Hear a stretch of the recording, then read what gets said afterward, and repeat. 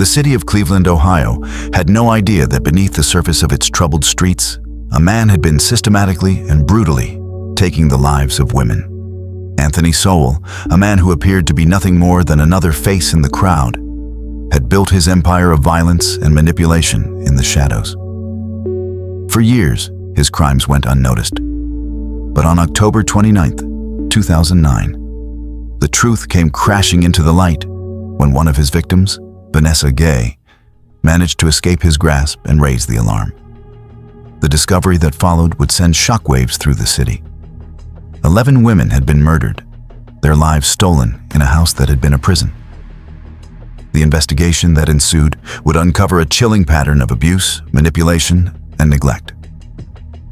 But beyond the headlines and the legal battles, there was something more. This was a story of invisible lives, victims who had been erased by the world and left to fade into obscurity. This is the story of the women who were silenced, of a predator who operated unnoticed, and of a justice system that failed to protect the most vulnerable.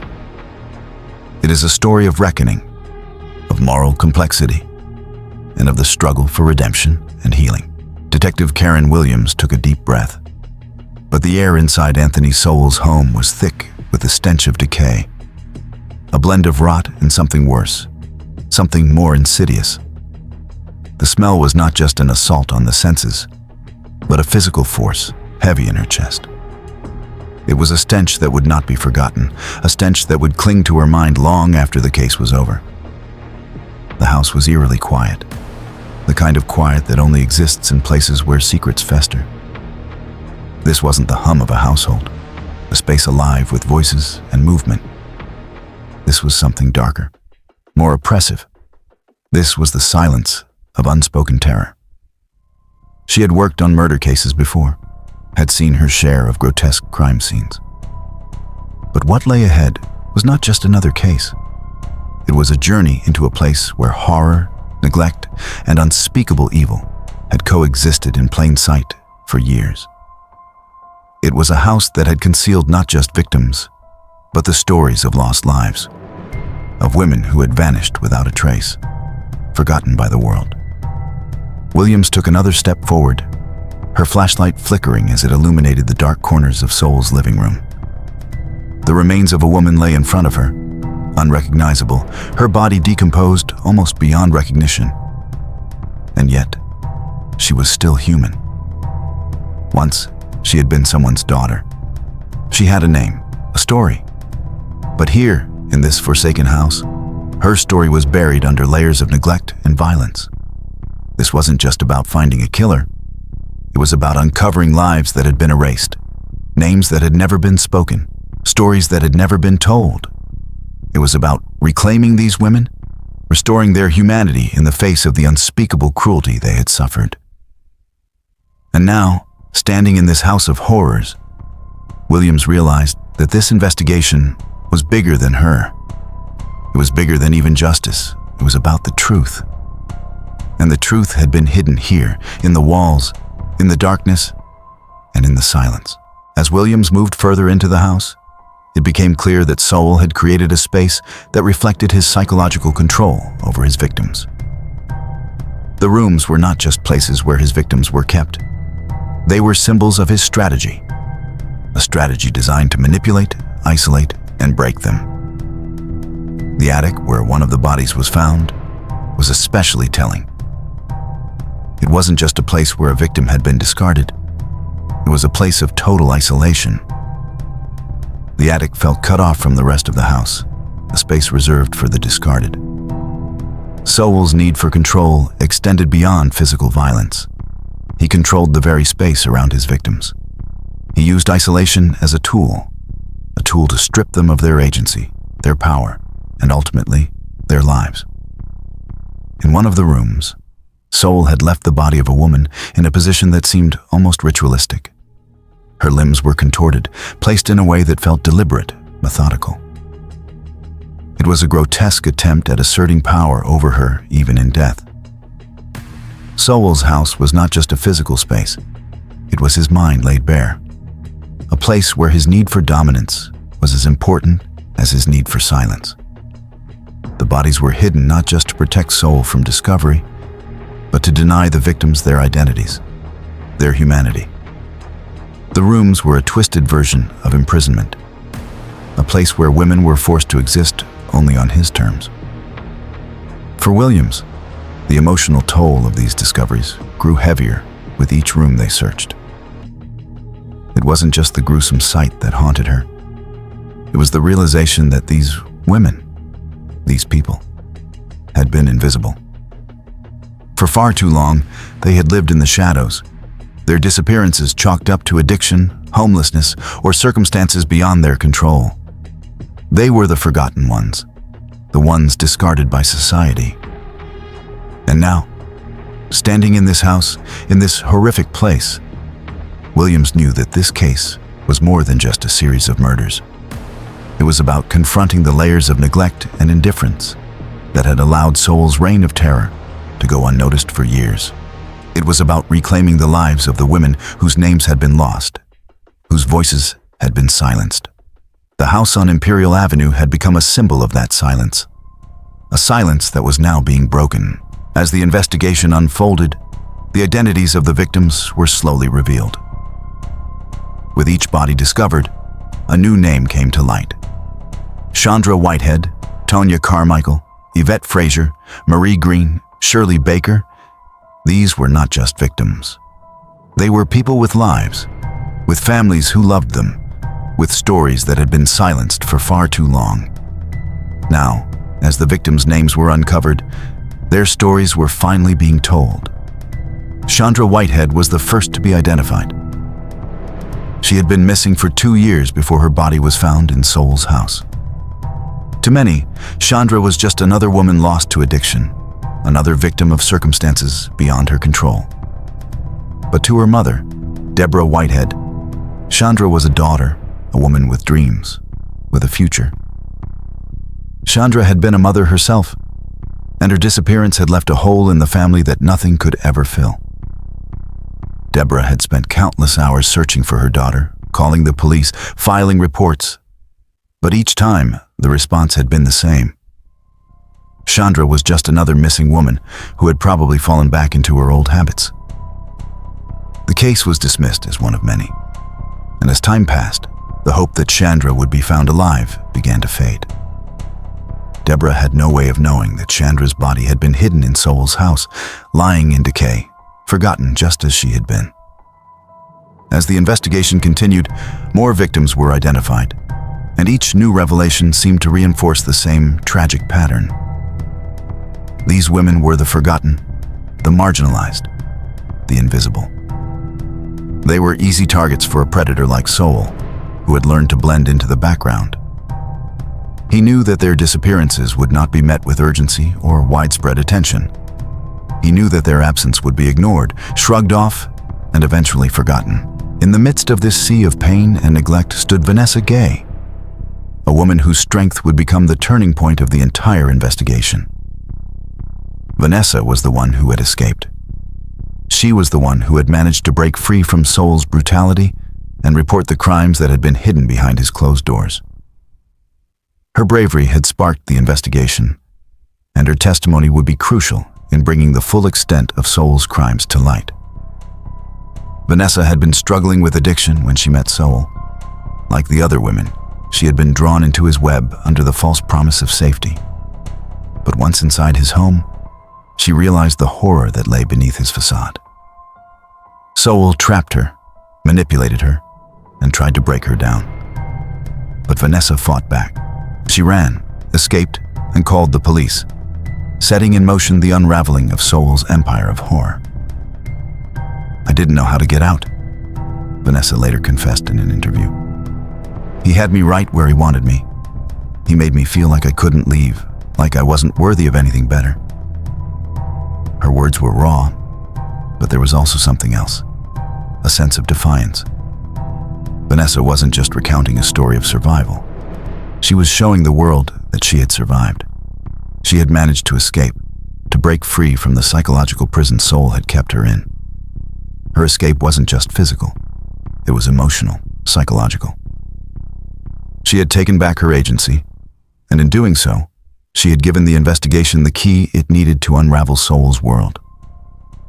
Vanessa's testimony would become the cornerstone of the case. Her recounting of her time in Sowell's house, of the fear and manipulation she had faced, would be the turning point in the investigation. But it wasn't just about exposing Sowell for the monster he was. It was about reclaiming Vanessa's voice, the voice that had been silenced for so long by fear and shame. Her bravery in telling her story was the catalyst that would lead to justice. As the investigation continued, it became clearer that Sowell's crimes were not just a product of his depravity. They were the result of a system that had failed to protect the most vulnerable members of society. The women Sowell preyed upon were not just his victims. They were victims of a system that had failed to see them as human beings. The police had failed to act with urgency when women went missing. Their disappearances were often dismissed as part of the harsh reality of addiction and homelessness. But these women weren't just victims of their circumstances. They were victims of a system that had failed to recognize their humanity. As Williams pieced together the timeline of Sowell's crimes, she couldn't help but feel a growing sense of frustration. How had this happened? How had these women been overlooked? How had Sowell been allowed to operate for so long without detection? The answers weren't easy to find. There was no single cause, no single failure. It was a combination of neglect, societal indifference, and systemic flaws that had allowed Sowell to continue his reign of terror unchecked for so long. For Williams, the emotional toll was intense. She had spent years working in law enforcement, but this case felt different. The victims weren't just numbers. They weren't just statistics. They were people. People who had been denied justice for far too long. And the more she uncovered, the more it became clear that society had failed them long before Sowell had ever crossed their paths. As the case moved forward, Williams found herself grappling with her own internal battles. She had seen death before. She had worked on homicide cases for years. But this case felt different. The victims' faces, their stories, the undeniable fact that they had been failed by the very system meant to protect them. It was eating away at her. She began to question everything. Could she have done more? Could the investigation have been different if they had acted sooner? She knew that bringing Sowell to justice was important, but the guilt gnawed at her. Had she missed something? Had they all missed something? For the first time in her career, Williams felt the weight of the system's failure pressing down on her. She wasn't just fighting to bring a killer to justice. She was fighting to expose a truth that no one wanted to see, that the women Sowell murdered were not just victims of a man. They were victims of a society that had failed to see them as worthy of protection. The investigation had uncovered the truth, the horror, the neglect, the cruelty that had allowed Sowell's reign of terror to continue for so long. But the real work was just beginning. The emotional and psychological toll of the case would continue to weigh heavily on everyone involved. In the next chapter, we will follow the trial, where the emotional and psychological stakes reach their peak. The courtroom will become the stage for the confrontation between justice and the systemic failures that allowed Sowell to operate unchecked. For the families, the survivors, and the investigators, the battle for justice will continue, with new revelations, new challenges, and new moral complexities to face. Detective Karen Williams had seen the aftermath of violent crimes many times. But the scene in Anthony Sowell's house was different. This was not just another murder scene. This was a discovery, one that would leave a permanent scar on her soul. As the investigation moved forward, the bodies began to appear, one by one, like pieces of a puzzle that told a story too horrific to fully comprehend. When Williams stepped into the house, she was met with a stench that threatened to overwhelm her, a smell that she would never forget. It was the smell of decay, but there was more to it than that. There was a sickness in the air, a suffocating weight of violence that had been lurking in the shadows for far too long. The smell was the first assault on her senses, but it was not the only thing that would haunt her. The house was silent, unnervingly so. The kind of quiet that fills every corner of your mind with unanswered questions. It wasn't the silence of a home left abandoned. It was the silence of secrets waiting to be exposed. Every step through the house, every creak of the floorboards, felt like the walls themselves were holding their breath. But it wasn't just the house that felt suffocating. It was the weight of the unseen victims, the women who had been lured, manipulated, and ultimately erased. These women hadn't just been victims of Sowell. They had been victims of a world that had ignored them, dismissed them, and allowed them to vanish without a second glance. And now, as Williams stood in the midst of it, it wasn't just the house that was being uncovered. It was the truth about a system that had failed these women long before they ever met Sowell. Sowell's house was more than just a crime scene. It was a reflection of his mind, a psychological landscape that mirrored the way he had controlled and manipulated his victims. The house, in all its disarray, was not merely a place of violence. It was a place where Sowell had exercised power. Each room seemed to echo his need to dominate and subjugate. The attic, where one of the bodies was found, stood as a powerful symbol of Sowell's mind, isolated, removed, and hidden. The attic was where he had stowed his victims, away from the eyes of the world, away from the possibility of rescue. It wasn't just a place where a victim had been left to rot. It was a physical manifestation of the control Sowell had over every aspect of their lives. He didn't just kill his victims. He kept them isolated, locked away, erased. As Williams walked through the house, she couldn't shake the thought that Sowell's actions weren't just about murder. They were about control, a sick, twisted need to make these women disappear. The very structure of the house had been designed to keep them silent, to keep them invisible. Every victim who had entered Sowell's home had been forced into a world where their humanity was stripped away, their identities erased, and their lives utterly consumed by his cruelty. The further Williams moved into the house, the more the symbolism became undeniable. This wasn't just about a predator hiding his victims. It was about a society that had allowed these women to become invisible. The women Sowell murdered were not just victims of one man's depravity. They were victims of a systemic failure to see and protect those who needed it the most. The deeper the investigation went, the more clear it became that these women had been invisible. Not just to Sowell, but to society. Chandra Whitehead, Tanya Carmichael, Yvette Frazier, Marie Green, Shirley Baker. These were not just names. They were lives, once full of potential, once full of promise, now reduced to mere statistics in the cold files of missing persons reports. Chandra Whitehead was the first to be identified. She had been reported missing 2 years prior, but her case had been forgotten. Her disappearance had barely made the news. She was a woman with struggles, yes, but she was also someone who had been loved. Chandra had been a mother, a sister, a daughter, and yet her life had been dismissed as unimportant. Another woman lost to addiction, to the streets. Deborah Whitehead, Chandra's mother, had spent years searching for her daughter, hoping that one day she would get a call, a hint of Chandra's whereabouts, something that would bring her home. But the longer the case went unresolved, the more Deborah felt that the world had forgotten her daughter. And when Chandra's body was found in Sowell's house, it felt like a final blow. Her daughter was gone, but the system had failed her, failed to protect her, failed to see her.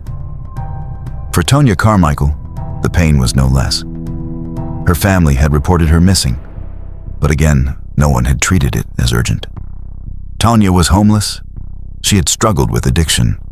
She was a disposable woman, ignored by the system that should have been fighting to find her. But when her body was uncovered in Sowell's house, her story was resurrected, no longer a nameless victim, but a woman whose life had mattered. Her family mourned her loss, but they also fought for her story to be told. They fought for her dignity, for her identity. As the investigation moved forward, more names were revealed, and each new revelation was a slap in the face to a system that had failed these women. These were human beings, not just statistics. These were daughters, sisters, mothers, friends, women who had been erased. And now, with each name, each identity, the investigation was slowly restoring them to the world that had ignored them. Amid the darkness of the investigation, there was a spark of light. A woman who had managed to escape the clutches of Anthony Sowell. Vanessa Gay had been one of Sowell's victims, but unlike the others, she had found a way out.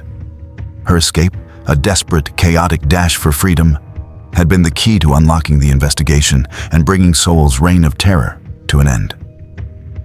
But even as Vanessa became a symbol of survival, her internal battle was far from over. Vanessa's escape was not just physical. It was an act of defiance against the psychological control Sowell had exerted over her. Yet, as she testified, the psychological scars of her time in Sowell's home were unavoidable. Vanessa had survived the trauma, but the true healing would take much longer. In the courtroom, Vanessa's testimony was a moment of intense clarity. She had been drugged, manipulated, and controlled by Sowell. And yet, in a moment of clarity, she had broken free. Her decision to escape was more than just a physical act. It was a reclaiming of agency, a refusal to let Sowell define her. "I didn't think I could get out," Vanessa said, her voice breaking slightly. "But I did, and I'm here now, standing for those who didn't make it out." Her words were both a cry for justice and a plea for understanding, a plea for the world to finally see the invisible victims, to understand the extent of Sowell's manipulation, and to recognize the strength it took for her to survive. As the investigation continued, the larger truth became harder to ignore.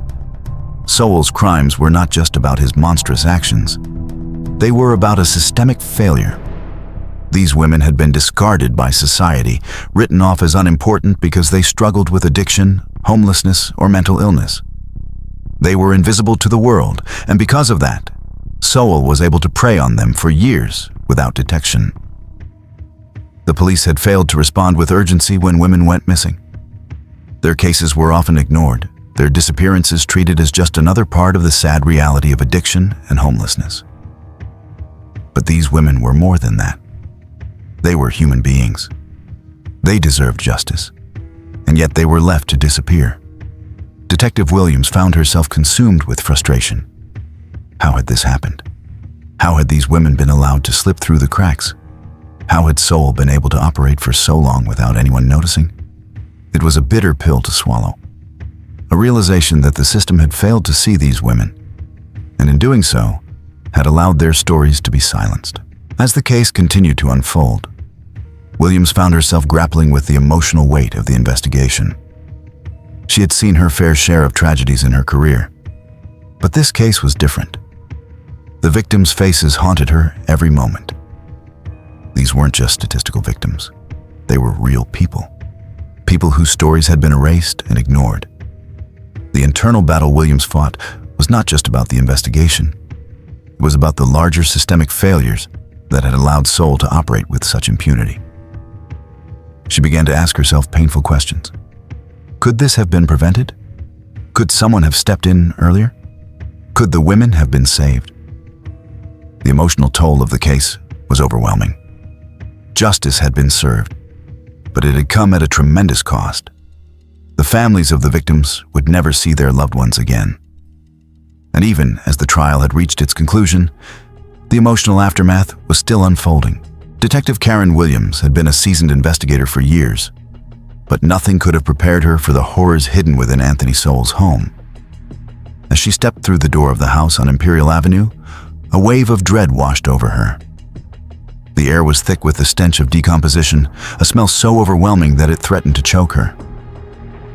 The reality of what she was about to uncover set in slowly, almost too quietly for her to fully grasp at first.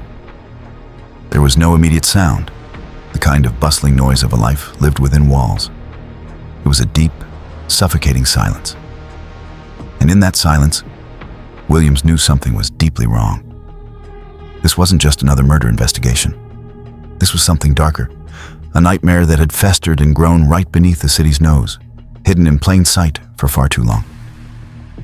The first body she found was almost unrecognizable, having been discarded in the back bedroom, decomposing to the point where only traces of human identity remained.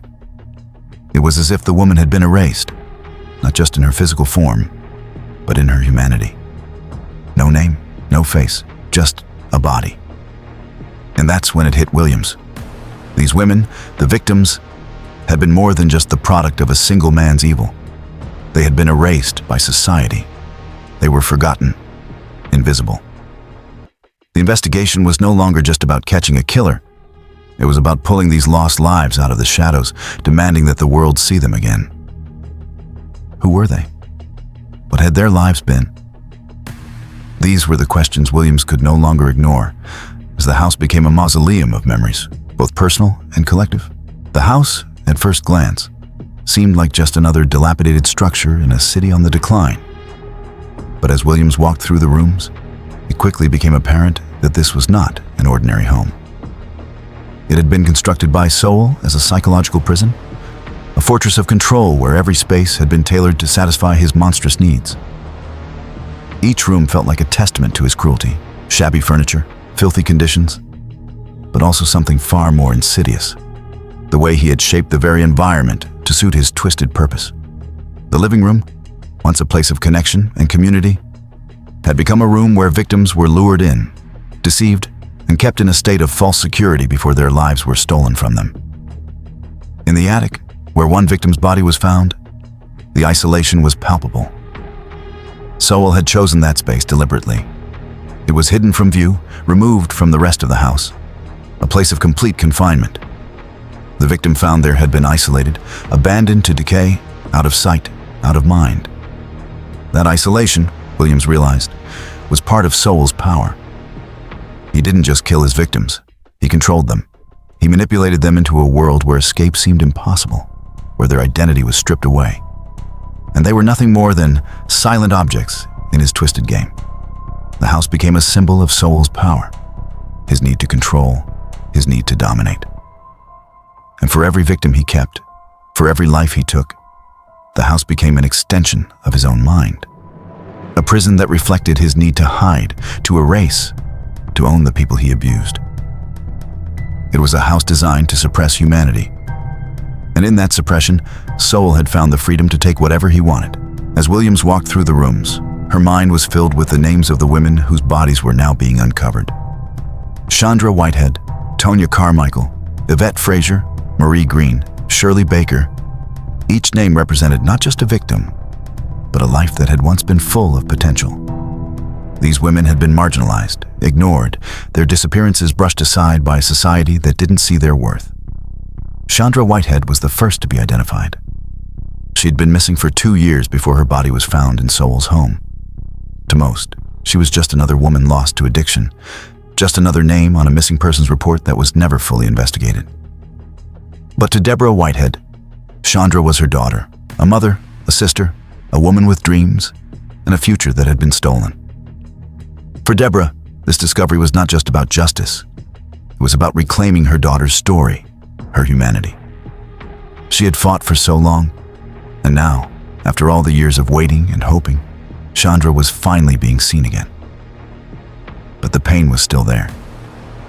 Even with the truth exposed, nothing could bring Chandra back.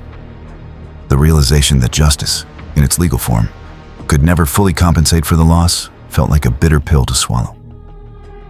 For Tonya Carmichael, the pain was no less. Tonya had struggled with addiction, and her family had faced the heartache of her disappearance, too often dismissed by the authorities. She was just another disposable woman, lost to the streets. But now, her story was being heard. She was being seen for who she had been: a daughter, a sister, a person.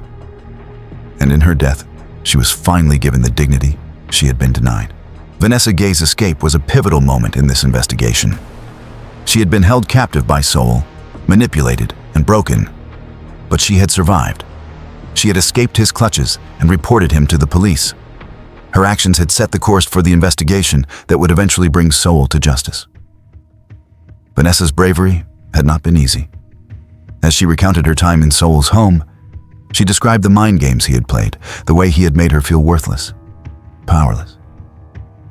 "He didn't just hurt my body," Vanessa said in a raw, vulnerable moment. "He made me feel like I didn't deserve to be anywhere else, like I didn't have a choice." Her words were not just a recounting of events. They were a battle cry. She wasn't just fighting for her own survival anymore. She was fighting for all the women who hadn't made it out. She was fighting for the women who had disappeared without a trace, their names and their stories lost forever. And through her testimony, she reclaimed her voice, her dignity, and her agency. It was clear from Vanessa's testimony that this was no simple case of survival. She had overcome a psychological war fought against her will. And now, standing in the courtroom, she was the voice of those who couldn't speak for themselves. She wasn't just a survivor. She was a warrior. As the investigation progressed, one truth became undeniable. These women had been failed long before they had ever crossed paths with Sowell. The system had overlooked them. The police had failed to act with urgency when they went missing. Their disappearances had been dismissed as the inevitable outcome of their addictions, their homelessness. But these were not just statistics. These were people. In interviews following the discovery of Sowell's crimes, Williams spoke frankly about the systemic failures that had allowed Sowell to operate unchecked for so long. "We failed them," she said, her voice tinged with frustration. "We didn't look closely enough. We didn't care enough. And now they're gone. And we can't get them back." It was a harsh truth, one that Williams struggled to accept. She had worked in law enforcement for years, but she had never been forced to confront the extent to which the system had ignored its most vulnerable members. The deeper the investigation went, the more it became clear that Sowell wasn't the only one guilty here. The community had failed these women. The police, the social services, the media, they had all turned a blind eye. These women had been invisible, and that invisibility had made them easy prey. The case had begun to take its toll on Williams in ways she hadn't anticipated. The emotional burden of uncovering Sowell's crimes, of speaking to the families, of seeing the faces of the women who had been silenced. It weighed heavily on her. Every discovery, every piece of evidence uncovered, felt like another reminder of the failure that had allowed these women to slip through the cracks. As she pieced together the investigation, she couldn't help but wonder, could we have stopped him sooner? Could something, anything, have been done to prevent these women from becoming another statistic? Williams found herself questioning her own role in it all. Had she done enough? Could she have pushed harder? As the trial progressed, the emotional toll grew more intense. The faces of the victims haunted her dreams. The weight of their lost voices pressed down on her heart. But she had to keep going. For them, for the victims, for justice. Because if she didn't, who would? The courtroom doors closed with an almost deafening finality. The air felt thicker, as if the weight of justice had settled in. Yet somehow, no one in the room could breathe freely. Anthony Sowell, the man who had stolen the lives of 11 women, now faced the ultimate consequence. Guilty on all charges. But there was no moment of euphoria, no cheering, no catharsis to be had. The families of the victims sat motionless, staring ahead, their faces etched with pain. Pain that no verdict could undo. Karen Williams, standing at the back of the room, felt the weight of the moment. She had spent months immersed in the gut-wrenching details of the case, uncovering the grisly truths that had been hidden within Sowell's walls. And now, as the gavel fell, the trial was over. But the emotional wreckage was far from finished. Justice had been served, yes. But it was the kind of justice that left you with a hollow feeling in your chest, the kind that makes you ask, what now? How do you fill the void left by 11 lost lives?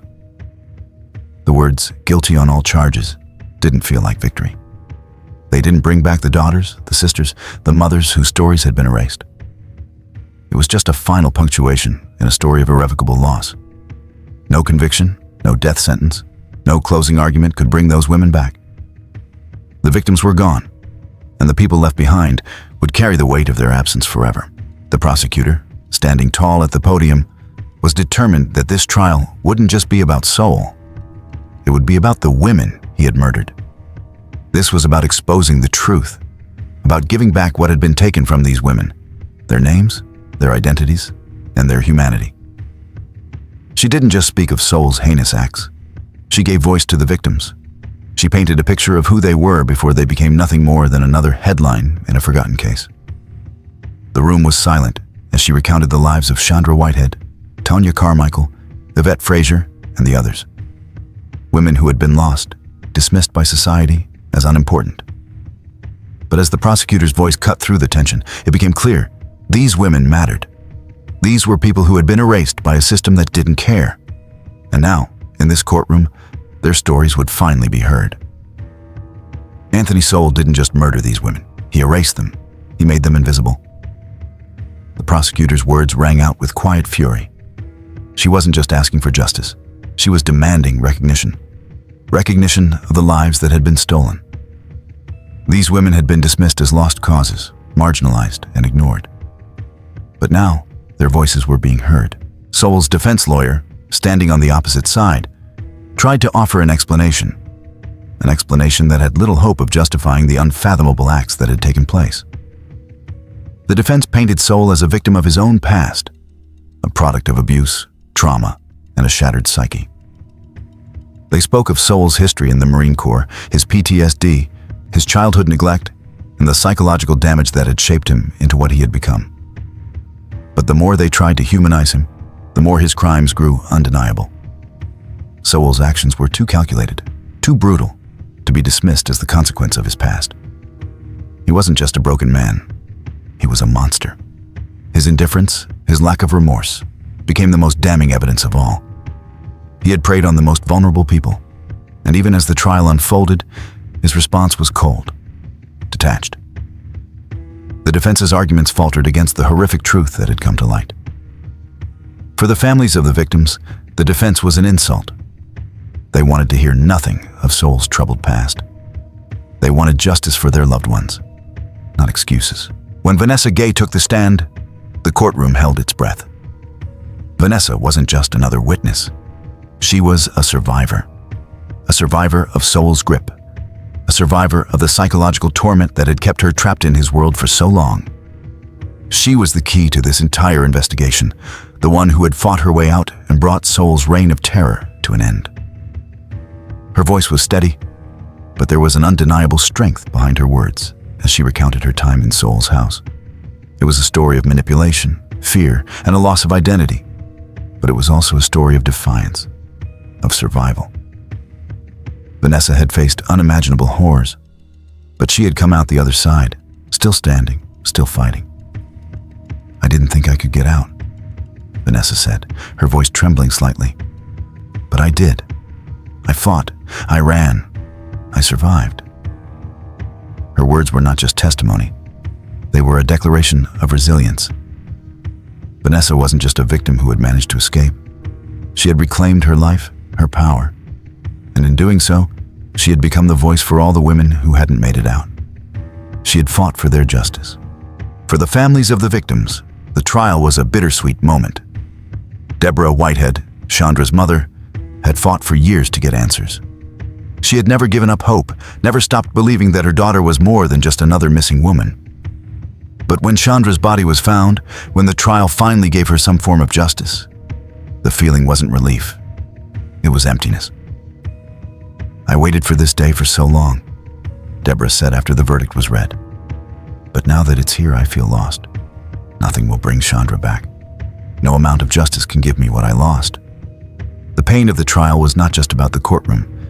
It was about the lives that had been stolen. The families were left with the uncomfortable realization that no verdict, no amount of legal justice could undo the years of grief, the missed birthdays, the empty chairs at the dinner table. Tonya Carmichael's family, too, was left with this hollow feeling. Tonya had been dismissed, her disappearance overlooked. But now, as her story was finally being told, they had to reconcile with the fact that Tonya would never come back. And for Yvette Frazier's family, the trial was a reminder of all they had lost. The justice, though necessary, felt insufficient. No verdict would ever be enough to bring back the life that had been stolen. The moment of sentencing was almost anticlimactic. Sowell was sentenced to death by lethal injection, But there was no celebration, no cheers, no sense of relief. There was only a quiet, lingering sorrow in the air. Sowell sat there, motionless, his expression as cold as it had been throughout the entire trial. He was emotionally absent, a man so devoid of empathy that his sentence barely seemed to register with him. There was no recognition of the lives he had destroyed, no sorrow for the damage he had caused. This man was beyond redemption. But for the families, there was no true sense of victory. Justice had been served, but it felt hollow. The trial had given them what they needed, the conviction. But it would never bring back the women they had lost. Justice would never fill the empty spaces left in their hearts. Detective Williams, like the families, was left with a sense of emotional exhaustion. This case had changed her. It had forced her to confront not just the evil in Sowell's actions, but the systemic failures that had allowed his reign of terror to persist for so long. The faces of the victims haunted her thoughts. The lingering question remained: could this have been prevented? Williams knew the answer was complicated. She had done everything she could in the investigation. But the broader issue, the disregard for vulnerable women, the systemic neglect, was a problem far beyond the confines of this case. And that realization weighed on her. The victims weren't just victims of one man, they were victims of society's blindness. And Williams had to live with the knowledge that she was not the only one responsible for their suffering. The system had failed them just as much as Sowell had. As Sowell's trial ended and his sentence was handed down, the true work was just beginning. For Vanessa, for the families, and for the community, healing would not come easily. The trial had been necessary, but it was not the end of the road. There was still a long journey ahead, one filled with pain, reflection, and change. The emotional scars would never fully fade, but one thing was certain: the women who had been silenced, forgotten, and erased were now being remembered. They would never be invisible again. Their voices had been heard, their stories told, and for the first time, they had been seen.